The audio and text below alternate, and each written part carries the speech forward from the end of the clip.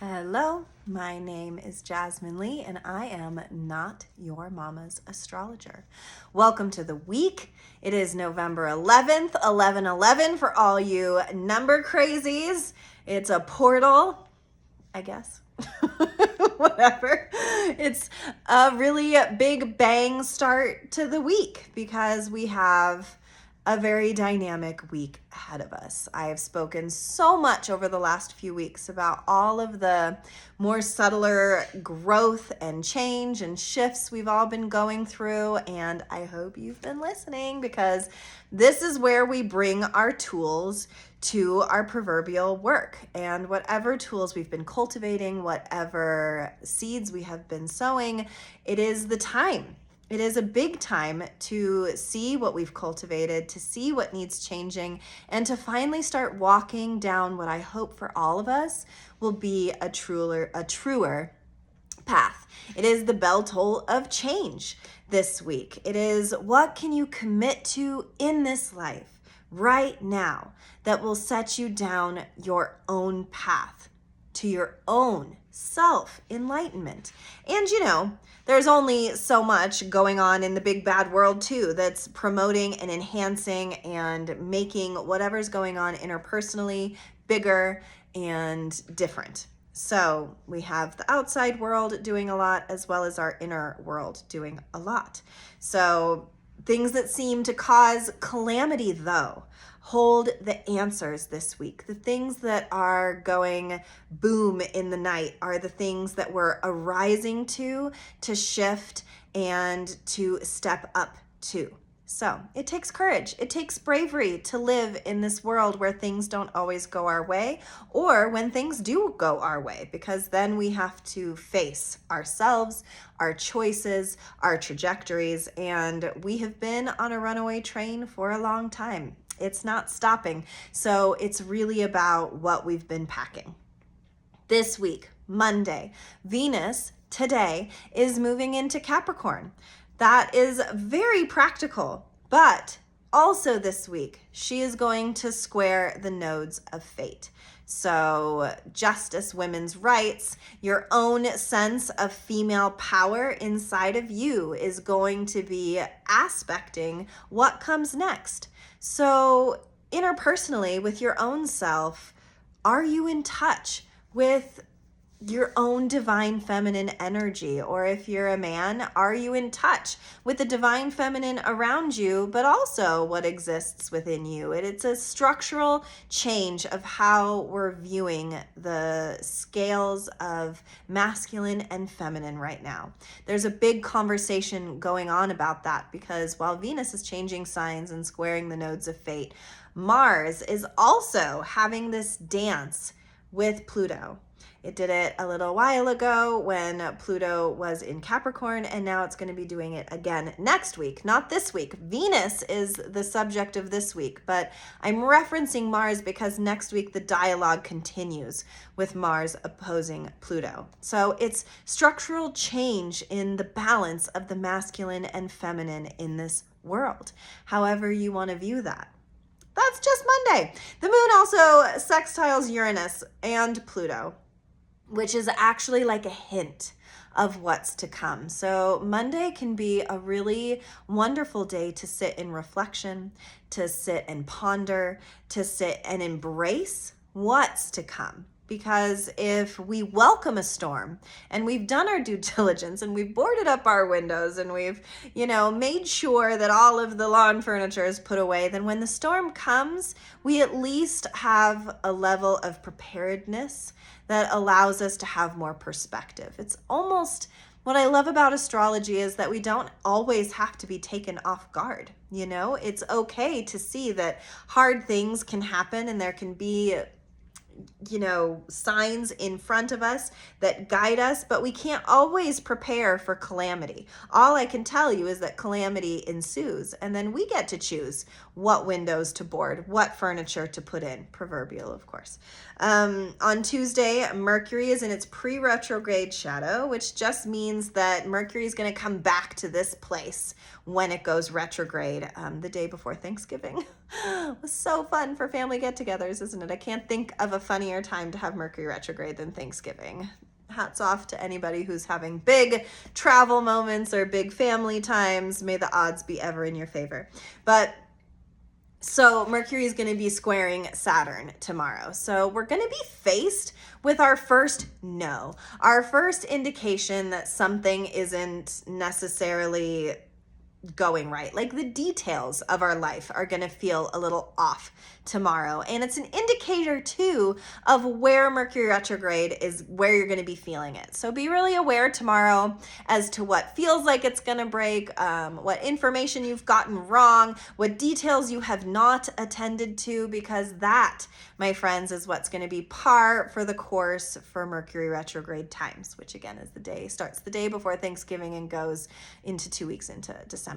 So we get this little insight into what that's going to feel like, but only, my dear friends, if you're listening, because some of these things can feel more subtle. Mercury square Saturn isn't really super subtle. It's definitely a trip to the principal's office.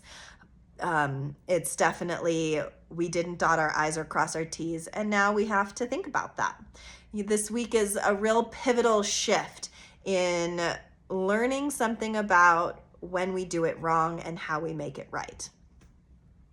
So then we go on to Saturn is going to station direct on Friday, which is great because we will definitely feel that, but it's going to be very overshadowed, unfortunately, by this big, huge full moon that we have coming on Friday. It's going to be in Taurus, which normally Taurus is very foundational. Taurus really has a lot to do with structural realities, with how we're building our future, with what we're, planting, what we're trying to grow, our food life, our home life, our security and safety.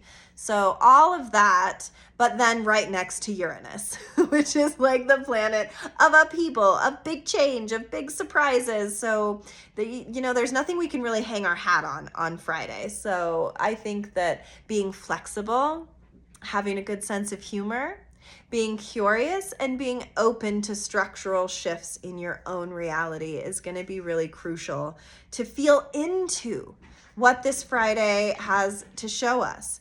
Because there's a lot that feels really backwards in the world right now. I'm sure everybody feels a level of stress, and I almost see this as an opportunity to loosen up, to relax, to understand that the truth is nothing lasts forever. There is no true safety. There is no balance that you can reach that will stay that way permanently. So with Mercury about to station retrograde later in the month, with this funny full moon that's going to be right next to Uranus, it's really important to have your wits about you. It's really important to understand your own why in the structural reality of what you are creating for yourself, not just long term, but on a day-to-day basis. It's so important to understand ourselves, our motivations, our pain, our triumphs. All of these things come into play when big astrological weather comes in to play with us, because we can either see it as, oh my God, I can't believe that happened, or oh my gosh, of course that happened. So I'm showing you the groundwork of what this week looks like, which, is heady. The feminine conversation being up for debate. The dynamic of Pluto and Mars facing off, the dynamic of so many things not feeling comfortable right now almost feels like divine timing for something like a full moon next to Uranus, because if things always stayed the same, then we'd never grow differently. We would always grow under the same climate and under the same terms. And while that can create predictable fruit and vegetables, it doesn't always create predictable humans. And I think that allowing room to grow through the unexpected can sometimes bring about the chapter of your life that you never saw coming. And in some ways that can be so profoundly beautiful that while on the front side, it might feel very uncomfortable and it might not be your favorite week and it might not be your favorite flavor, it eventually turns into something that changes our palate, because we all get so used to tasting the same things and to getting the same nourishment out of life, when sometimes I think these big changes can help us to see it different, to change how we smell and feel and taste and sense the world. And that's what I think about when I think of Taurus, because Taurus really speaks to the senses. Taurus is Venusian.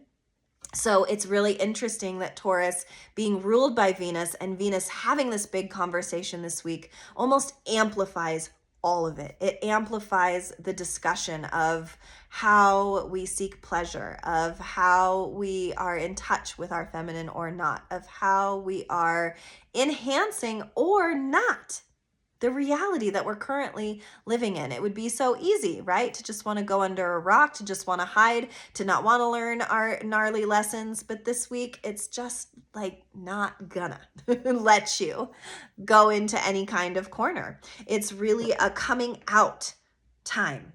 And we've agreed to this. We have agreed to do something new, whether you know it or not. Our collective has agreed to this. So understanding that whatever change is moving you or moving our country or moving our own, tectonic plates are meant to be here.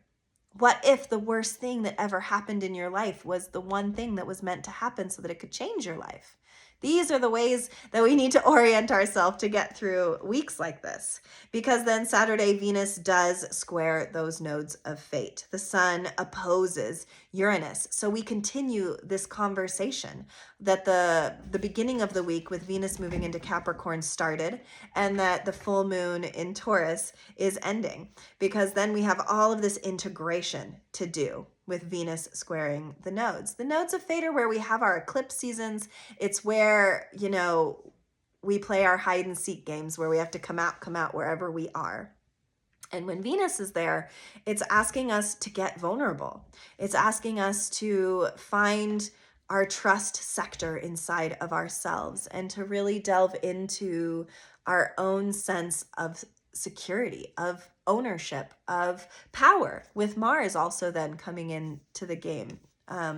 We also, with the sun opposing Uranus, it's a really, funny time to not only integrate emotionally big changes, but to integrate into our ego self these big changes. Like, yes, this is happening. So how do I want to be? Who do I want to be? How do I want to move in this world going forward based on what this week is unveiling to me? So I think all of that's super vibey, right? No big deal or big deal, whatever. We all get to choose, I can present to you the energy of the astrology, and then we get to choose. We get to choose whether we're going to eat from this plate of divine circumstance that's happening to us. Some of us really do just want to go into a closet and hide, and by all means do that. I'm just going to present to you that when this hard astrology comes this week, it's an opportunity to not do that. And every time we choose to show up, and every time we choose to put our big girl clothes on, and every time we choose to righteously engage with what's happening around us, we are changing the chemistry inside of our own selves. We are allowing ourselves to grow in relation to the world that is also changing and growing. Not always for the better, guys. Nobody promises a sane, beautiful, just world.